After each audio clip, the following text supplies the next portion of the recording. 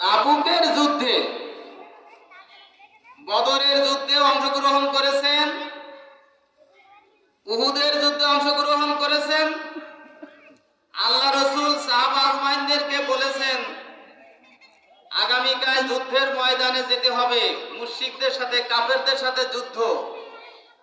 ইসলাম টিকে থাকবে কি থাকবে না তার একটা চূড়ান্ত ফয়সালা। রসুল সাহাবা আজমাইনদেরকে দাওয়াত দিয়ে দিলেন আগামীকাল যুদ্ধ তাবুকবাসীদের সাথে।